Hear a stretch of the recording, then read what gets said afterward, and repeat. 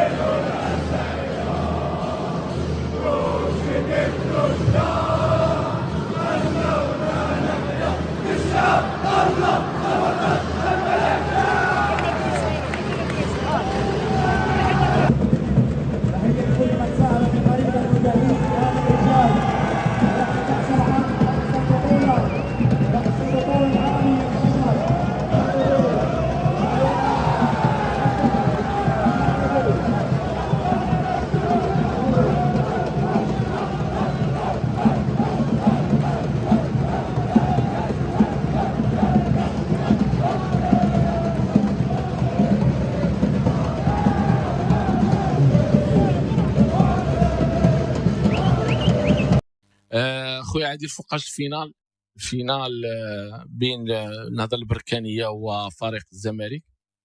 احنا عندنا الفينال لو 12 في بركان لو 19 في القاهره. احنا كوريا الشرقيه اللي حدانا عندهم الفينال ديالهم، ثم هي بالنسبه لهم تاهلات بركان، تأهلت اتحاد العاصمه. خرج التلفزيون، خرجت هذيك السيده قالت لهم لا كاليفيكاسيون ديال اتحاد العاصمه وخارجين دابا. ها انت هذا ديالهم. اش كيقول لك؟ قال لك سيدي خير وسلام، فريق عاجل اتحاد العاصمه سيستقبل في ذهاب كاس الكاف ضد الزمالك بنسبه كبيره في ملعب نيلسون مانديلا. تيران ما غيلعبوش 5 جويليه. دابا هما كيناقشوا واش غيلعبوا في 5 جويليه ولا غيلعبوا في هذاك مانديلا ولا غيلعبوا في عنابه. باقيين كيشوفوا فين غيلعب. هذا هو التوجه دابا. الباقي ما عرفتش، حيت البارح خرجوا في التلفازه ديالهم قال لك بان سور تابي ايزون غانيي بركان، مي كيتسناو كونفيرماسيون. مي هما سور تابي ربحوا اليوم. قال لك سيدي صافي سي عاجل عجباتني عاجل. صافي قرروا بعد اجتماع بيناتهم بانهم غيلعبوا في ملعب ديال نيلسون. واش هذا الملعب ديال نيلسون مانديلا في جوهانسبورغ ولا فين عندهم وقيله تما ديالو؟ دابا هاد مانديلا واش شي واحد من دوك المحاربين ديالهم ولا ما فهمتش. ملعب نيلسون مانديلا في الجاره ما فهمت. قال لك حنا 1.5 مليون شهيد، ما هذا شي تا هو شي شهيد ديالهم وحنا في اخبار الناس. غريب جدا صاحبي. واحد قال لك عندهم 1.5 مليون شهيد وكيسميو تيران على واحد نيلسون مانديلا باش يجيبوا ولد خت تمت بدارهم باش يدير كلمه باش يهضر على واه صاحبي وعلى حلمه شحال خايبه وشحال طويله. قال لك سيدي عاجل اتحاد العاصمه يستقبل في ذهاب النسائي. دابا المصريين فاش غيشوفوا هاد لافير هادي اش غيقول؟ ولا كيضحكوا عليهم الوقت كيضحكوا. عاودي والصبر ملعب نيلسون مالدي وانتم لعبوها في 5 جويليه بعدا ماشي مشكل. حقا والواد لاعبين نيلسون مانديلا بالبلا وعاودتي صافي سير قال لك لا ملعب جديد في العاصمه وعاودي هو ملعب سبوا على قال لك شهيد من الشهداء ديال البلاد ديالهم نيلسون مانديلا هو شهيد ديالهم.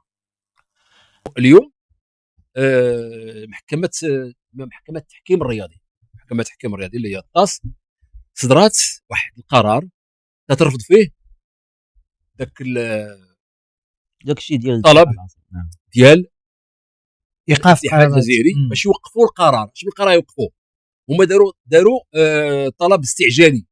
شنو هو انه هذاك القرار اللي خدته لجنه الاستئناف ديال الاتحاد الافريقي لكره القدم القاضي باحاله القضيه ديال هذاك ديال الحجز ديال الاقمصه ديال هذا البركانيه وعدم اجراء المقابله، احالتها على لجنه الانضباط. والقرار القاضي بهزيمه اتحاد العاصمه ب3-0 طلبوا من الاتحاد من المحكمه باش توقف هذا القرار. المحكمه رفضات بمعنى انه هما كانوا تياملوا لانه لو انه كنت تقبل هذا القرار بان تلغى ذاك القرارات وتوقعت في برمجه اخرى. الان الامور غدا في الاتجاه يعني الصحيح. ان شاء الله حنا تنتظروا تجرى المقابله النهائيه ذهابا وايابا ونشوفوا شنو الاجراءات اللي يمكن يديروا الاخوان. هذا هو اللي كاين بالنسبه لنا حنا. هذا الموضوع ديال نهض بركان على المستوى الوطني تغلق. الان نفكر في المقابله النهائيه وكذلك المقابله ديال سدس عصر نهايه كاس العرش ضد فريق الجيش الملكي، وكذلك المقابله النهائيه ضد الزمالك المصري، الذهاب ببركان والاياب بالقاهره. وكما قلت البارح بغاو يمشيو للطاس، بغاو يمشيو للطاف عاوتاني ولا فيما بغاو فيما بغاو يمشيو. راه حنا الا جينا نديروا غير كرونولوجيه للمستمعين الكرام، السبت 20 ابريل كان القرار ديال لجنه الانديه بشان السماح لنهض بركان باش يلعب مباراه ديالته بالاقمصه ديالها بتضمن خريطه المغرب. بعدها تقدم الاتحاد الجزائري بطعن في الموضوع محاولا المناوره ساعات قبل المقابله. نهار الحد 21 ابريل، طبعا هذه غير كرونولوجيه، الكونفدراليه الافريقيه لكره القدم اعلنت انها رفضت الاستئناف اللي تقدم به الاتحاد الجزائري لكره القدم ضد قرار لجنه الانديه اللي تصدر السبت 20 ابريل.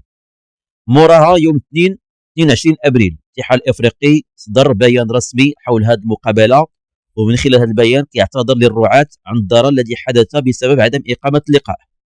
يوم الاربعاء 24 ابريل الماضي القرار ديال لجنه الانديه بالاتحاد الافريقي لكره القدم، وتضمن هذا القرار خساره الفريق 3-0، احاله الملف الى لجنه الانضباط مع امكانيه اضافه عقوبات انضباطيه واقامه مباراه الاياب. وتقدم من جديد الاتحاد الجزائري بطعن في الموضوع. ويوم جمعه 26 ابريل رفضت لجنه الاستئناف بالكاف الطلب اللي تقدم به اتحاد العاصمه الجزائري، واكد الكاف على نتيجه مباراه الذهاب. الان جا القرار ديال الطاس ضد فريق اللي انا كنعطيك الكرونولوجيه ضد فريق اتحاد العاصمه الجزائري. عاود القجع هو اللي دار القرار. ايوا ما بقى قد ما كل كاع القرارات اللي خرجت كلها في صالح فريق. اكيد من اعلى سلطه على المستوى يعني اللي كتحكم في الرياضه اللي هي الطاس، تاكيد على ان الفريق البركاني والمغرب على حق دافع على الحق ديالهم من اجل اللاعب بالقميص اللي مصادق عليه من طرف الاتحاد الافريقي لكره القدم. دابا ننتظروا غير العقوبات هذه خاصه بالفريق الجزائري، حنا عندنا بها غرض. حيت هو الطلب الاستعجالي لما المحكمه تشوف بانه هذا الشيء مستعجل بمعنى انه فيه شي فيها رائحه ديال انه ممكن نلغي. هما بغاو يوقفوا باش ما نلعبوش الفينال. ولكن الطاس عطى الحق حتى الان الفريق ديال النهضه الرياضيه البركانيه. والمهم كما قلنا هو التركيز الان على المقابله النهائيه اللي بطبيعه الحال كنعتقد من الان غادي نحولوا الوجهه ديالنا بخصوص الحديث عن الجانب التقني والجانب الرياضي والمنافسه مع فريق الزمالك المصري والطريقه يعني المناسبه ديال فريق نهضه بركان امام الزمالك، خصوصا اننا غادي نلعبوا مباراه الذهاب في مدينه بركان. يعني خصنا ننتصروا هنا ونمشيو بواحد السبقه للقاهره. يعني الحديث ديالنا غيتحول اوتوماتيكيا نحو الامور الرياضيه والتقنيه والمعطيات اللي عندنا بخصوص كل فريق نهضه بركان وفريق الزمالك المصري. ضمن فريق نهضة بركان لكرة القدم الحصول على $1 مليون بعد تأهله إلى نهائي كأس الكونفدرالية الأفريقية على حساب اتحاد العاصمة الجزائري بمجموع 6 أهداف ل0. ويحصل نهضة بركان في حال فوزه باللقب على $1 مليون حين يواجه الزمالك المصري في النهائي. ويستضيف نهضة بركان مباراة الذهاب في الملعب البلدي على أن يخوض الإياب بملعب القاهرة الدولي.